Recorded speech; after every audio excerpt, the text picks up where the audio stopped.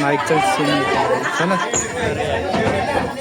सणत पकड नाही खाली बस. पडल्यानंतर हसायचं आणि आम्हाला पडलेलं बघून तुम्ही आम्हाला हसायचं. या सगळ्याची तर आम्हाला सवय झाली होती हो. शेवटी काय करणार, देवाने दिलेला आशीर्वादच. हे सोंग काढण्याचा खूप प्रयत्न केला पण साला जमेत ना. काय करणार, देवाने दिलेला आशीर्वाद. शेवटी याची आम्हाला हळूहळू सवय झाली. सोडा, जाऊ द्या, ते सगळं जाऊ द्या. बरं, मी काय बोलत होतो, हा, त्या दिवशी मी एका प्रयोगाला चाललेलो माझ्या बाबांसोबत. पण अचानक एक गाडी आली. बाबा, ओ बाबा उठा ना. काय झालं बाबा, उठा ना. ए आई, सांग ना का बाबांना उठायला. ओ बाबा उठा ना. ओ सोना तुमचा बोलतोय तुमच्याशी. बाबा उठा ना. ते कोणतरी पाणी तरी द्याणार आहे. कोणतरी हॉस्पिटल मध्ये तरी घ्या ना. बाबा उठा ना. काय झालं, ए कुठे घेऊन चाललं बाबांना. थांबा ना, नका नेऊ, थांबा ना.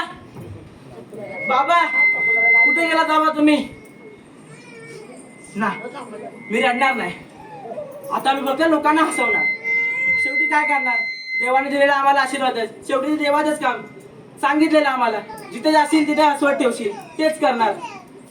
बरं, हा, त्या दिवशी तुम्हाला सांगतो, मी एका माकडाची भूमिका करत होतो. हे माकडा, हे माकडा आला ना, असायला आला ना. हो, तुम्हाला सांगतो, ही बायका पोरं अशी पोट धरून असत होती.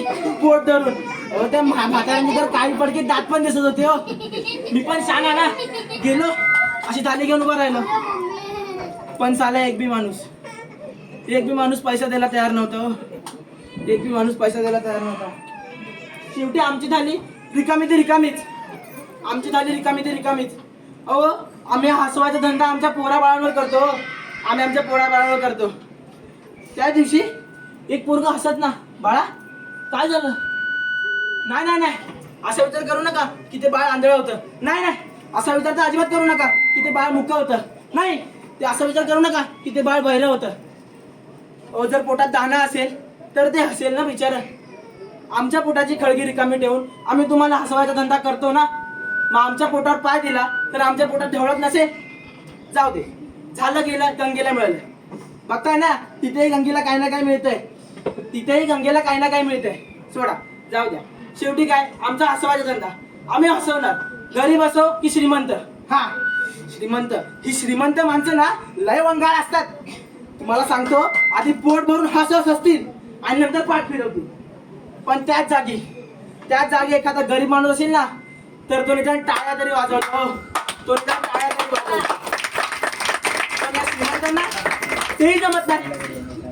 त्या दिवशी माझं पोरगं माझ्याशी बोलत ना, बाळा, हे बाळा उठ, हे बाबा आले, बाबा चॉकलेट पाहिजे, चॉकलेट हे घे. माझ्याशी बोलत ना, निश्चित पडलं होतं ते बिचारं. पण दात उचकून हसत होतं ते. असं वाटत होतं की त्याचं जाऊन ते तोंड सरळ करावं. पण काय करणार, शेवटी देवाने दिलेला आशीर्वाद. रडायचं ठरवलं तरी हसणं, मारायचा प्रयत्न केला तरी हसणं, कसलाही प्रयत्न केला तरी हसणं. काय करणार, शेवटी देवाने दिलेला आशीर्वाद आम्हाला श्राप ठरला.